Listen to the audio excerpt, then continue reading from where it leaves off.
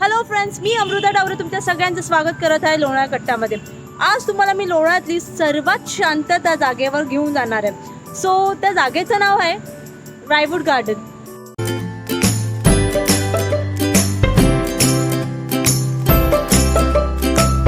जर तुम्ही सारा city, भुशीर dam व लोणाळा लेकला तुम्ही ट्रॅव्हल करत असेल तर तुम्हाला फर्स्ट गार्डन हेच लागेल ट्रॅव्हल करताना। हे रोड टच गार्डन आहे।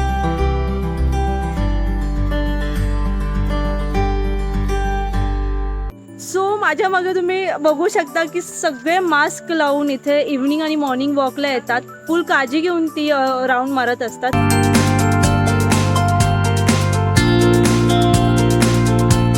लोअर KG मध्ये म्हणजे आमचे स्कूल, सगळे स्कूल लोणाळ्यातले मला आठवत आहे की इथे पिकनिक म्हटलं की रायवूड गार्डन हे फर्स्ट होतं त्यांचं।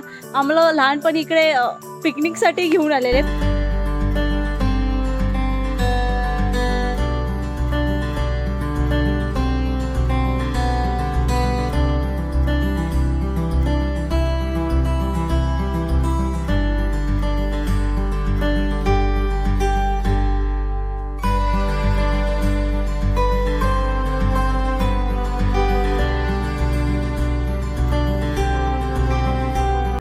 मला आठवतं जेव्हा मी लहान होतो इथे एकदम छोटासा असा गोल टाईप डबका टाईप होतं आणि आता याला इतकं सुंदर बनवलं। इथे लोटस असतं, मोस्टली या पाण्यात लोटसच तुम्हाला दिसेल।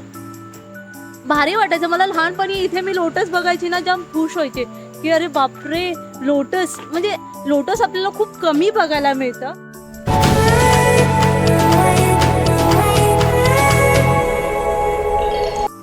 रायवूड गार्डनमध्ये वेगवेगळे कॉम्पिटिशन्स पण घेतात, लाईक ड्रॉइंग कॉम्पिटिशन असू दे, एज्युकेशन असू दे, इंटर स्कूलची कॉम्पिटिशन मोस्टली रायवूड गार्डनमध्ये होतात। इथे ट्री प्लांटेशन्स पण करतात। मी तुम्हाला काही व्हिडिओज दाखवते।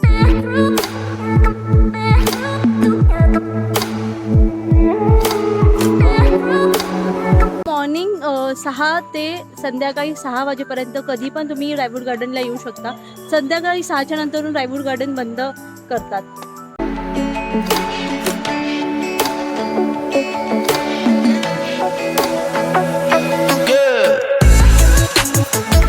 रायवूड गार्डनमध्ये छोटंसं शंकराचं मंदिर आहे, स्वयंभू मंदिर आहे ते।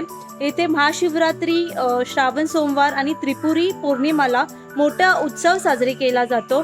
लाखोंपेक्षा जास्त इथे दिवे लावले जातात त्रिपुरी पौर्णिमेला।